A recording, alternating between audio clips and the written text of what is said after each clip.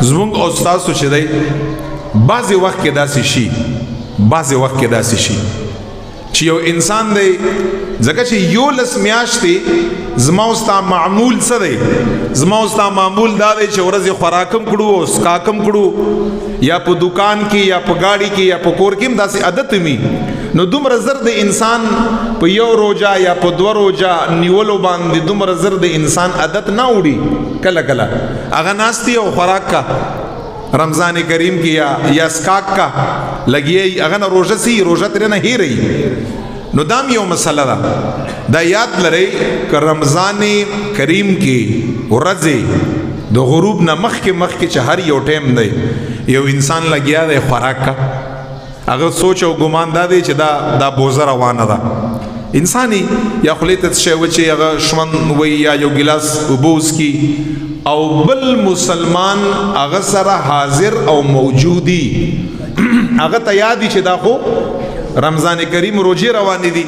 نو آیا مسله څه ده چې دا انسان بیا د غبل مسلمان ته روزه یادای کنه به ورته یادای خاموش به پاتې کیږي کنا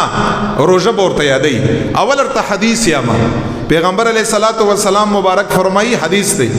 چې کله یو انسان په رمضان کریم کې په هره باندې لګیا شو خوراک او اسکا کې شروع کا ګلاس وبې او اسکله یاده سه بل کار یو کله کله هر چا سرم کې دی شي نبی علیہ السلام مبارک فرمایي داغه نه پس ورته یاد شو چې ما خو روزه وا حضور مبارک فرمایي خیر د دا خوراکو انسان د پاره د الله طرف نه الله ول ورکاوه لک خوراکو کا الله طرف نه دینه بعد چې ارتیات شو بس پکار د چې سٹاپ شي اوس مسلم دادا چې دا کوم انسان خوراک سکاک باندې بیغام لګیا دی نو دغه انسان صحت عمر دا بتا ته پته دي ته وګوري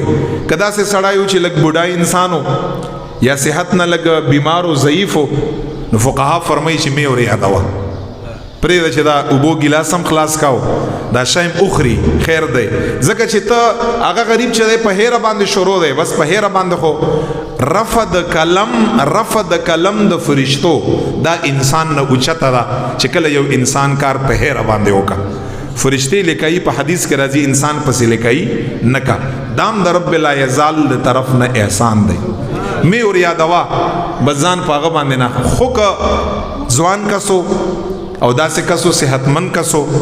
او تا ته پته و چې را تکړه دی ضعیف نه دی بیا فقها فرمایي چې بیا د انسان سٹاپ کړه او یاد کړه چې صاحبہ روزه ده نو پکار د چې بیا هغه انسان خپل ځان روکاو کا د خوراک نه کا هغه نه پس یاد لري دا هغه نه پس یا بیام خوراک یا اسکاک قصدن عمدن وک هم دغه روزه قضا ده هم په انسان باندې کفاره لازمي ګوره د یاد لري بیا به انسان چې کله आवाज ورته میلاو شو